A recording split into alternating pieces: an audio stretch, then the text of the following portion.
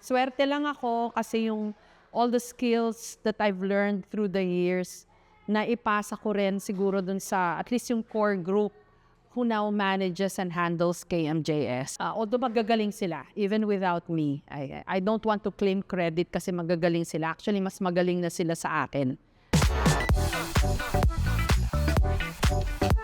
I think, pasensya na, magaling kaming magkwento. Ayun, yun. Hindi lang ako yon at hindi lang po ako yon.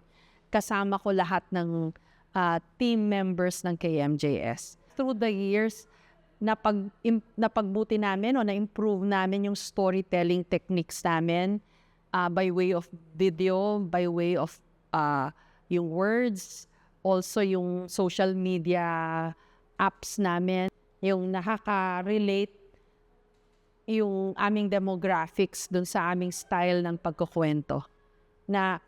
And it cuts across, hindi lang yung particular group. I think yung wide range ng audience gets nila yung storytelling namin. Yun naman talaga yung pinagsisikapan every week. What is the best way to tell the story? Swerte lang ako kasi yung all the skills that I've learned through the years, na ipasa ko rin siguro dun sa at least yung core group who now manages and handles KMJS. Although magagaling sila, even without me. I don't want to claim credit kasi magagaling sila. Actually, mas magaling na sila sa akin. Kasi marami akong hindi na nalalaman. Like new words, yung mga technology na yan. Yung ma'am, dapat may shot tayong ganyan. Hindi ko alam na yung mga gano'n. Alam ko yung documentary style kasi doon ako na-train. Alam ko yung hard news. Alam ko yung takbo ng mga balita.